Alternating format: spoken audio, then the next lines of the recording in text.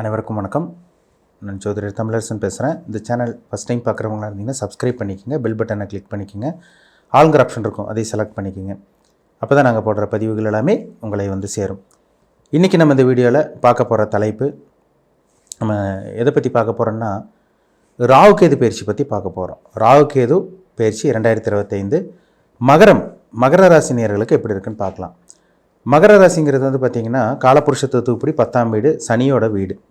இப்போ உங்களுக்கு 7.5 சனியும் உங்களை விட்டு விலகி இருக்குது இப்போ தான், சரிங்களா? ஏன்னா 7-8 வருஷமாக படாத பாடுபட்ட மகர ராசிக்காரங்க ஏராளமான பேர். இப்போ உங்களுக்கு இந்த ராகுகேது உங்களுக்கு சாதகமாக பாதகமாக நம்ம பார்க்க போகிறோம். வர மே மாதம் 18ஆம் தேதி ஞாயிற்றுக்கிழமை இரவு 7:38 ராகுகேது பயிற்சி நடக்க போகுது. உங்கள் ராசிக்கு வந்து பார்த்திங்கன்னா 3ஆம் இடத்துல இருக்கிற ராகு உங்கள் ராசிக்கு 2ஆம் இடத்துக்கு வரப்போகிறார். உங்கள் ராசிக்கு வந்து 9ஆம் இடத்துல பாகிஸ்தானத்தில் கன்னிராசியில் இருக்க கேது 8ஆம் இடத்துக்கு சிம்ம ராசிக்கு வரப்போகிறார். பொதுவாகவே ராகுகேது 1, 7, 2, 8க்கு வர்றது நல்ல அமைப்பு கிடையாதுங்க, சரிங்களா? ஆனால் இந்த ராகுகேது பயிற்சி பெரிய அளவுக்கு உங்களுக்கு சோதனையும் கொடுத்துறாது. ஏன்னா 7.5 சனி மாதிரி மற்ற கிரகங்களும் எந்த அளவுக்கு பிரச்சனை கொடுக்காதுங்க, பயப்பட வேண்டாம்.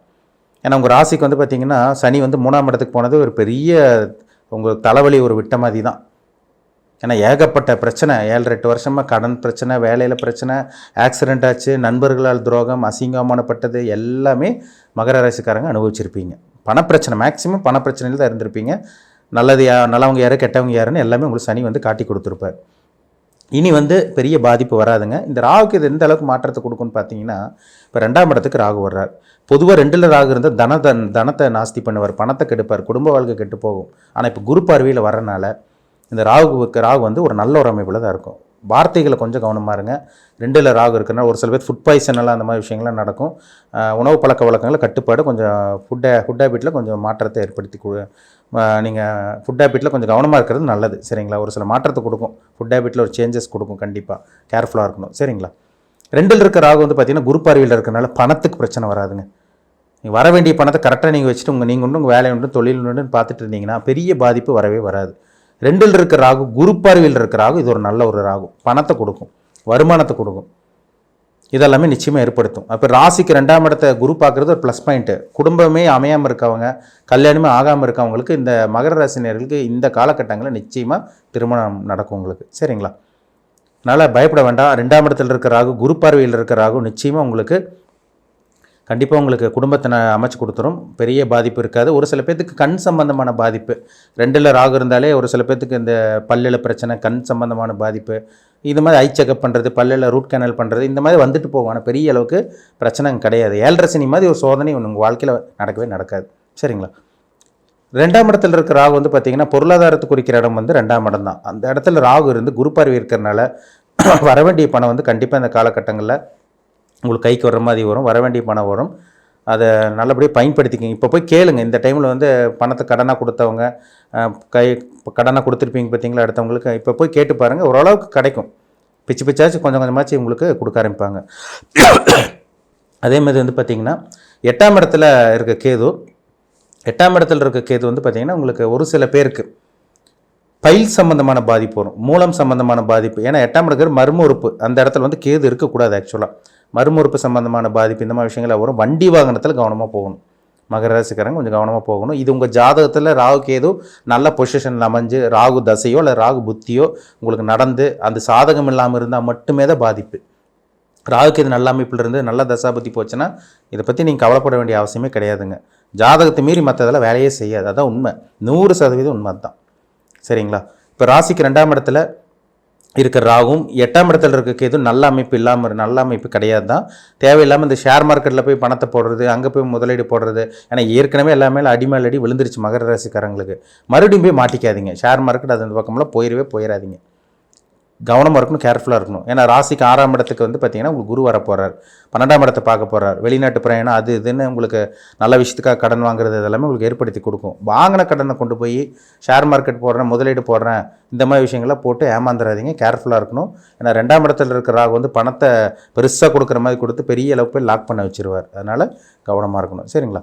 3ஆம் இடத்துல கேது, 3ஆம் இடத்துல சனி இருக்கிறதுல ஒரு ப்ளஸ் பாயிண்ட்டுங்க. உங்களுக்கு எதையும் சமாளித்து ஜெயிக்கக்கூடிய காலகட்டமாக தான் இருக்கணும். நீங்கள் உண்டு கரெக்டாக வேலைக்கு போயிட்டு கரெக்டாக இது பண்ணிவிட்டு வீட்டுக்கு போகிறீங்களா, வேலைக்கு போயிட்டு மறுபடியும் வீட்டுக்கு வரீங்களா, இதை மட்டும் பண்ணிகிட்டு இருந்தீங்கன்னா உங்களுக்கு பெருசாக பாதிப்பு கண்டிப்பாக வராதுங்க. நிச்சயமாக வராது. ஆனால் 7.5 சனியில் வந்து நீங்கள் எவ்வளோ இழந்திருப்பீங்க, பணம் இழந்திருப்பீங்க, நண்பர்கள் இழந்திருப்பீங்க, உறவு இழந்திருப்பீங்க, நிறைய துரோகம், உயிரிழப்பெல்லாம் நடந்தது மகர ராசிக்காரங்களுக்கு. வீட்டில் யாராவது சொந்தக்காரங்க, அப்பா அம்மா இறந்தவங்க, உங்கள் மனசுக்கு பிடிச்ச இவங்கெல்லாம் இறந்தவங்களாம் நிறைய பேர் இருக்காங்க. நிறைய மகர ராசிக்காரங்க கஷ்டத்தில் இருக்காங்க. அது எல்லாமே மீண்டு வரக்கூடிய காலகட்டம் வந்துருச்சு உங்களுக்கு. கவலைப்படாதீங்க. உங்களுக்கு மார்ச் கடைசியிலேருந்தே ஒரு சில மாற்றம் மகர ராசிக்காரங்களோட வாழ்க்கையில் நடந்துட்டு தான் இருக்குது. ஏப்ரலில் கூட ஓரளவுக்கு நல்லா தான் இருக்குது. இந்த மே மாதமும் ஒரு சில மாற்றத்தை நிச்சயமாக ஏற்படுத்தும். உங்கள் ஜாதகத்தில் ராகுக்கு எது கெடாமல் இருக்கணும். முக்கியமாக ராகுக்கு எது கூட மற்ற கிரகங்கள் காம்பினேஷன் இருக்கவே கூடாது. இப்போ குரு சுக்கிரன், செவ்வாய் ராகு, செவ்வாய் கேது, சனி கேது, இந்த மாதிரி காம்பினேஷன் இருக்கவே கூடாது. குரு ராகு இருந்துச்சுன்னா என்ன பண்ணுவாருன்னா ஒருத்தர் மூக்கில் பிரச்சனை கொடுத்துரும், லிவர் சம்பந்தமான பிரச்சனை, வயிறு சம்பந்தமான பிரச்சனை எல்லாம் கொடுத்துரும். குரு ராகு சேர்க்கை இருக்கக்கூடாது.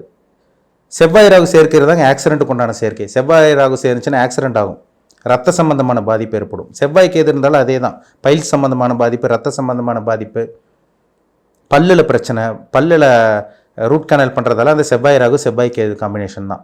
சனி ராகு சனி கேதும் சேரக்கூடாது. சனி ராகு சேர்ந்தால் சனி கெட்டு போயிடுவார் கம்ப்ளீட்டாக, தொழிலில் பிரச்சனை வரும். சனி கேது இருந்தால் தொழிலை முடக்கி வைக்கும்.